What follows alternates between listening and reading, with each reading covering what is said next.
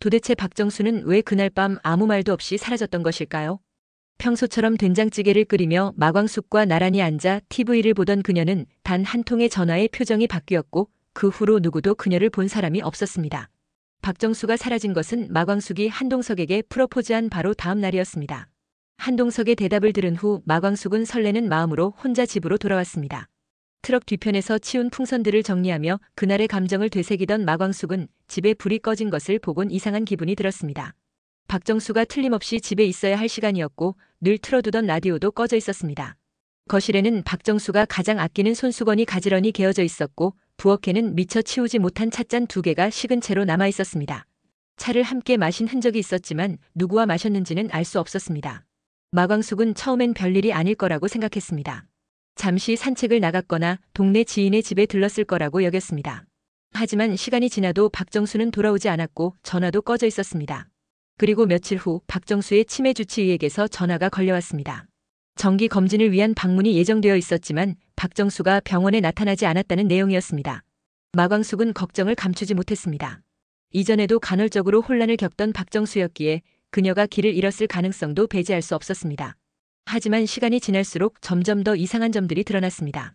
박정수가 사라진 날 술도가 근처에서 검은 외제차가 몇 시간이나 대기 중이었다는 증언이 나왔고 CCTV에서도 누군가 차에서 내리는 모습이 포착되었습니다. 얼굴은 보이지 않았지만 그 실루엣은 박정수와 익숙한 사람처럼 보였습니다. 이 소식을 들은 마광숙은 자책에 빠졌습니다. 프로포즈 이벤트에 신경을 쓰느라 박정수의 작은 이상 신호도 알아채지 못했다는 생각이 들었습니다.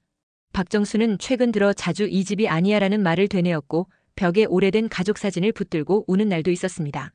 마광숙은 그 모든 것들을 치매 증상의 일환이라 여기고 흘려보냈지만 지금 생각하면 그것은 단순한 증상이 아닌 사라질 준비였는지도 몰랐습니다.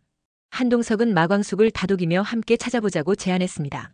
그러나 마광숙은 왠지 모르게 그의 말이 불편하게 느껴졌습니다. 이전 같았으면 든든했을 한동석의 위로가 지금은 어딘가 표면적이고 무심하게 느껴졌기 때문이었습니다. 마광숙은 그제야 깨달았습니다. 한동석은 언제나 자신이 원하는 방식대로 상황을 정리하려 했고 그 안에는 마광숙의 고유한 감정은 들어설 자리가 없었습니다. 밤 마광숙은 박정수가 자주 쓰던 일기장을 뒤적이며 단서를 찾으려 했습니다. 일기장에는 대부분 일상적인 내용이 적혀 있었지만 가장 마지막 장에는 단 한 줄만이 또박또박 적혀 있었습니다. 나는 아직 끝나지 않은 일을 마무리하러 간다. 그 문장을 읽은 순간 마광숙의 등골은 서늘해졌습니다. 무엇이 끝나지 않은 일이었을까요? 그녀는 박정수가 과거에 언급한 적 있는 이름들을 곱씹기 시작했습니다. 그리고 그중 단 하나 유독 자주 반복되었던 이름이 머릿속을 때렸습니다. 진수 엄마. 오래전 박정수는 마광숙에게 술에 취한 채 말한 적이 있었습니다. 진수 엄마가 그때 그냥 갔잖아. 근데 난 아직도 할 말이 있어. 그때는 단순한 과거 회한이라 여겼지만 지금 와선 그것이 오래 묵은 죄책감이나 미련일 수 있다는 생각이 들었습니다. 한편 오천수는 형 오장수가 남긴 술도가 운영 자료를 정리하던 중 익명의 메일을 받게 되었습니다. 그녀를 찾고 싶다면 진수의 집을 가보세요. 짧은 메시지와 함께 오래된 주소 하나가 첨부되어 있었습니다. 주소는 박정수와 아무런 연관이 없어 보이는 지방의 작은 마을이었습니다. 그러나 오천수는 직감적으로 그 주소가 박정수와 관련이 있다는 확신이 들었습니다. 오천수는 이 사실을 마광숙에게 전하려 했지만 망설였습니다. 자신조차 아직 믿을 수 없는 단서였고 괜히 마광숙의 감정을 더 어지럽히고 싶지 않았습니다.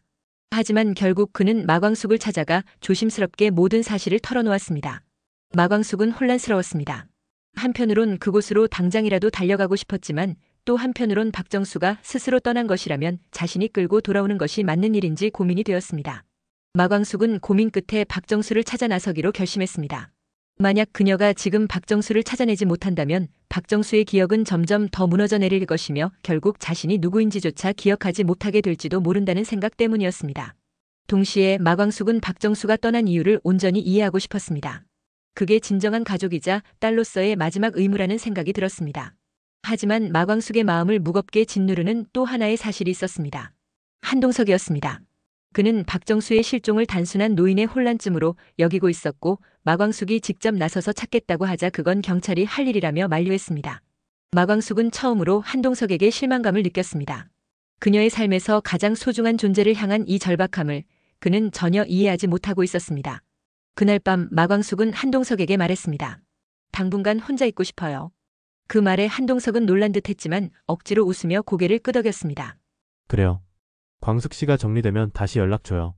그 말에 담긴 거리감은 이전과는 확실히 달랐습니다. 며칠 뒤 마광숙은 오천수와 함께 메일에 적힌 주소로 향했습니다. 낯선 마을, 낡은 집. 문 앞에는 낯익은 우체국 배달 자전거가 세워져 있었습니다. 그것은 박정수가 퇴직 전까지 타고 다니던 자전거였습니다. 마광숙은 집 안으로 들어갔습니다. 집은 텅 비어 있었지만 방 한켠엔 반쯤 마신 국화차가 놓여 있었습니다. 그리고 방 안벽에는 오래된 흑백 사진이 하나 걸려 있었습니다. 사진 속 박정수는 지금보다 훨씬 젊었고 그녀의 옆에는 한 남자와 어린 소녀가 함께 있었습니다. 그 순간 마광숙은 알 수 없는 이질감을 느꼈습니다. 이건 단순한 추억이 아니었습니다. 박정수의 삶에는 알려지지 않은 과거가 있었고 지금 그녀는 그 과거로 돌아간 것이었습니다. 그러나 그 사진 아래엔 작게 메모된 글귀가 있었습니다. 마지막 약속을 지키러 왔습니다. 이번엔 절대 도망치지 않겠습니다. 마광숙은 숨을 삼켰습니다. 박정수는 왜 도망쳤다고 말하고 있는 것일까요? 그리고 그녀는 누구에게 어떤 약속을 지키려 하고 있는 것일까요? 그 집에서 문득 누군가의 인기척이 들렸습니다. 마광숙은 그 소리를 따라 방 뒤편으로 다가갔습니다.